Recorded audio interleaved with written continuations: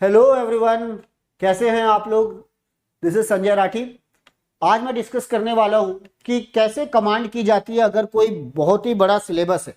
Means आप चाहे electrical हो, इलेक्ट्रॉनिक्स, इंस्ट्रूमेंटेशन, मैकेनिकल, सिविल, हर में दो सब्जेक्ट होते हैं, दो टाइप के सब्जेक्ट होते हैं, बेसिक्स एंड व्हाट एडवांस और कोर।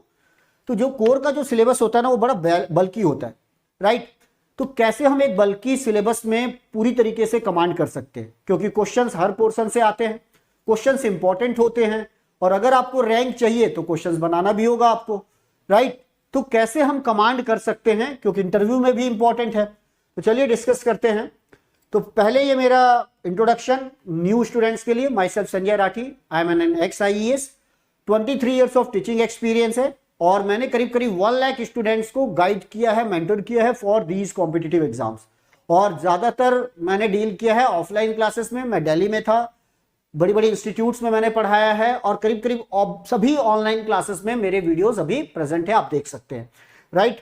और ये मेरी रैंक है इंजीनियरिंग सर्विसेज में, AIR 16 in ESE 2005, AIR 21 in ESE 2008 and I worked as deputy director in Ministry of Power also. Okay, then guys, this is my Telegram channel है। अब आप ये ज्वाइन कर सकते हैं ताकि आप लोगों को एक कॉन्सेप्ट मिले, डेली इंपॉर्टेंट क्वेश्चंस मिले। अगर आपके दिमाग में कोई क्वेश्चंस है, डाउट्स है तो वो भी आप यहाँ पूछ सकते हैं। लेटेस्ट इंफॉर्मेशन अबाउट एग्जाम्स चाहिए तो वो भी आपको यहाँ अवेलेबल हो जाएगी। तो please join that, electronics by Sanjay Rathi.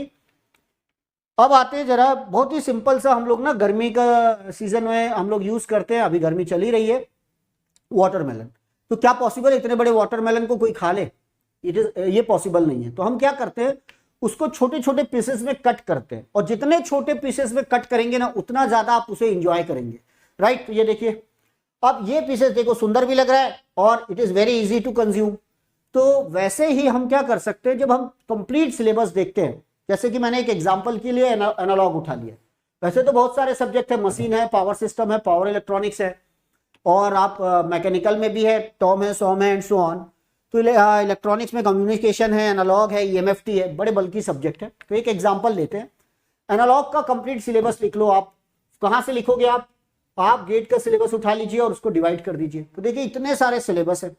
अब आपने कुछ पार्टीशन नहीं किया, आप पढ़े जा रहे हैं। जब आप यहां से पढ़ते पढ़ते जब लास्ट में पहुंचेंगे ना तब तक तो सब भूल जाएंगे। देखिए अभी तो आधा हुआ है, ये देखिए और भी। तो आप कैसे कमांड कर सकते हैं, आप इसको 5 पार्ट में डिवाइड कर सकते हैं। उसके बाद आपको बुक्स भी पढ़नी है। तो एक बुक का ये 800 पेजेस से ज्यादा है, ये 700 पेजेस से ज्यादा है। तो कैसे, is it not possible to cover complete syllabus? क्यों? लिमिटेड टाइम है ना, लिमिटेड टाइम में कहां से पॉसिबल है? अनलिमिटेड टाइम हो, इनफाइनाइट टाइम हो तो कोई भी कमांड कर सकता है। तो आप देखो मेरी एडवाइस मानो, जैसे एक बड़ा सा टास्क है, तो बड़े से टास्क को, ये बड़ा सा टास्क आपको दिख रहा है, इसको क्या कर सकते हैं हम लोग, सिंपल पार्ट्स में डिवाइड कर सकते हैं, ठीक है ना। अगर ये बड़ा सा टास्क है तो आप क्या करो, इसको इक्वल पार्ट्स में डिवाइड कर लो। अब इक्वल पार्ट्स में डिवाइड करने के बाद अब इजी हो जाएगा। जैसे कि एनालॉग का जो सिलेबस है उसको 5 पार्ट में हम डिवाइड कर देते हैं। पहले पार्ट में आप रख लो डायोड सर्किट्स, उसके फिर सब टॉपिक्स कर लो, rectifier, clipper, clamper, voltage doubler, voltage regulator. Similarly आप चले जाइए दूसरे पार्ट में बीजेटी में भी बाइसिंग एंड स्टेबलाइजेशन कर लो, एम्पलीफायर कर लो, low frequency analysis, high frequency, multi stage divide कर लो, ठीक। ये सब टॉपिक्स हो गए। फिर तीसरे में आप FET ले लो, मॉसफेट हो गया, biasing and stabilisation, current mirror हो गया, low frequency analysis, high frequency analysis. अब देखो जैसे आप पार्ट में डिवाइड किए ना, तो डायोड अलग हो गया, बीजेटी अलग, FET अलग, 3 पार्ट हो गए। जब भी पहला पार्ट खत्म हो तो उसके क्वेश्चंस बना लो, प्रीवियस ईयर क्वेश्चन बना लो, एक मॉक टेस्ट दे दो, नोट्स बना लो, शॉर्ट नोट्स बना लो, फॉर्मूला नोट्स बना लो, ठीक। होते गई कमांड। अब देखो चौथे पार्ट में जो इंपॉर्टेंट टॉपिक आता है ऑपरेशनल एम्पलीफायर, उसमें positive negative feedback, differential amplifier, फिर ऑप एम्प के all applications, wave form generators, linear wave shaping circuit. तो ये आ गया आपका 4th पार्ट। अब आपने 3 पे कमांड कर लिए, चौथे में अलग से आप इसका प्रीवियस ईयर क्वेश्चन बनाओ, मॉक टेस्ट दो, डिटेल नोट्स बनाओ, शॉर्ट नोट्स बनाओ, ठीक। उसके बाद आता है 5th पार्ट जो कि इंपॉर्टेंट है, जो टॉपिक्स आपके बच गए लेकिन इंपॉर्टेंट है, जैसे कि फीडबैक एम्पलीफायर्स, 4 टोपोलॉजीज क्या क्या होती है, मैकेनिज्म क्या क्या है, ऑसिलेटर्स, जब हम साइनोसॉइडल ऑसिलेटर्स बनाते हैं, बार्क-हाउसेन क्राइटेरिया क्या है। अब देखो ये मैंने 5th पार्ट रखा है क्योंकि इसमें ना बीजेटी का भी एप्लीकेशन है, FET का भी एप्लीकेशन है, डायोड का भी एप्लीकेशन है, ऑपरेशनल एम्पलीफायर का भी एप्लीकेशन है। तो ऐसे जितने भी टॉपिक जिसमें सबका एप्लीकेशन है वो लास्ट में रख लीजिए। तो जब 4 पार्ट में कमांड है तो ये इजी हो जाएगा, और अगर आप मिक्स करके पढ़ेंगे तो फिर आपको कंफ्यूजन क्रिएट होता है।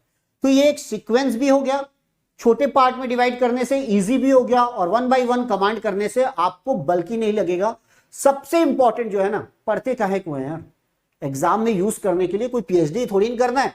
जब आपको एग्जाम में यूज करना है तो एग्जाम में याद भी तो आना चाहिए, और याद तो तभी आएगा जब आप सिस्टमैटिक तरीके से अपने दिमाग में इसे फ्रेम करेंगे। तो इतने सिस्टमैटिक ढंग से ये आपके दिमाग में सेट हो जाएगा, और जब एग्जाम की बात होगी तो एग्जाम में आपको टाइमली ये याद भी आ जाएगा। इजी टू रिकॉल बोलते हैं इसे। ओके, तो ये हो गई बात। ये है मेरा टेलीग्राम चैनल, जैसा कि मैंने आपको बताया, आप ज्वाइन कर लीजिए। ऐसे ही सेशंस के लिए आप मुझे सजेस्ट कर सकते हैं, जहां भी आपको दिक्कत लग रही है, मैं अपने एक्सपीरियंस आपसे शेयर करना चाहता हूं, तो मुझे कमेंट्स में बता दीजिएगा। Thank you very much for attending the session. Like, share and subscribe the link of this session. Thank you.